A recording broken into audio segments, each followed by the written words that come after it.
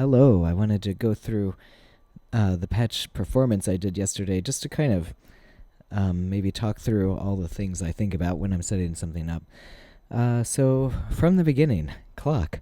So clock is coming out of the lapel over here. I like this because it has two clocks and you can kind of influence each other and get some odd stuff out of it. I also like it because it has a really smooth knob, so we speed up and slow down. You feel like you actually have some control over it. That is running really just the Stilson hammer here. So that sequencer is set to run randomly, and I'm only using two channels. One, this is our pitch output CV going to the Instruo CS-L. We're just using the top channel, and coming out of the final output, I've got the wave folder kind of in the middle. And then the gate is coming down to a maths down here at the bottom, but we're only doing attack and release here. And then the second channel is running to the resonance of the QPAS. So the point of this patch was to kind of approach it from a left and right standpoint. So we have different things happening on our left and right side. So we have our left side running, we're running stereo out of the QPAS.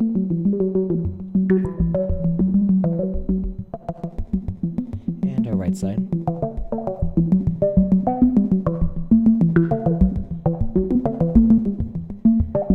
So hopefully you're listening in headphones and you can hear that it's kind of pulsing differently on each side. So part of that is because I've got radiate set up differently on each side. And then everything else is kind of happening randomly. The sequencer set to random.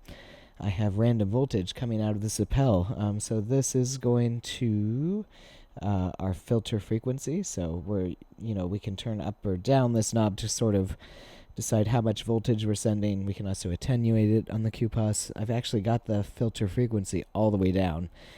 So it's really taking its cues from the random voltage. Our other side is running left and right radiate. Same thing, we're giving different random voltages to the left and right side. And that's kind of what's creating this pulsing thing.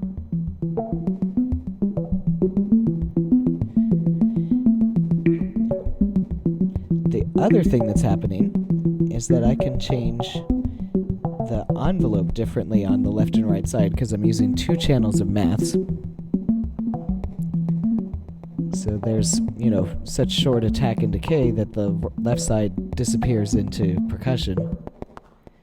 And both sides. And then we can open it up. So there's left side and right side.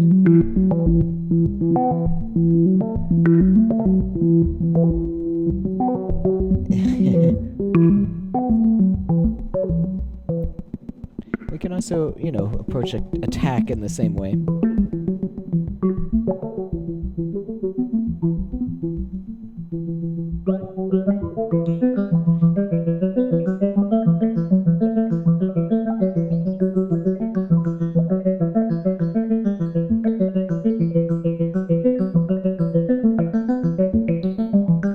So there's percussion on the right and smoother on the left.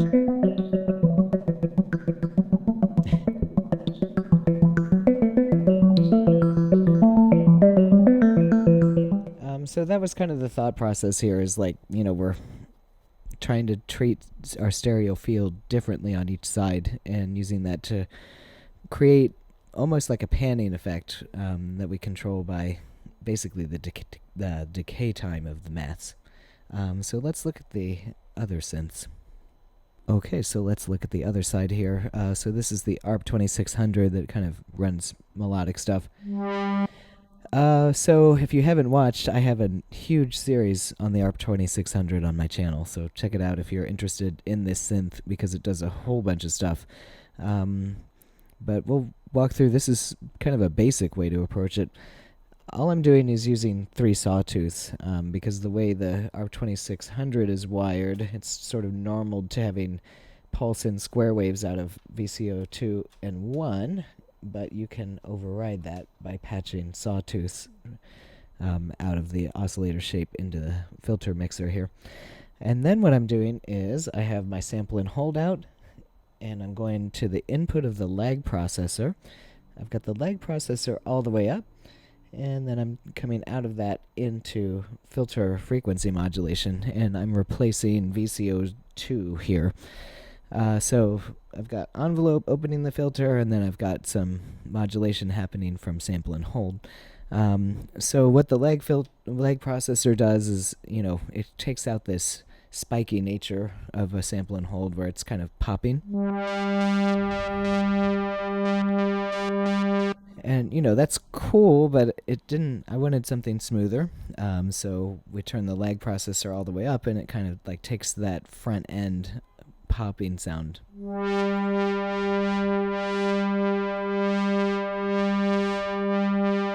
So we're still getting a pulse out of it, and we're still getting like modulation and some randomness, but we're not getting that poppy nature. Okay? And then the Moog Grandmother was just Moog Grandmother. So it's like, two oscillators, one's a triangle, one's a sawtooth, and we're just playing bass. So that's it. I hope this gave you some ideas to play with.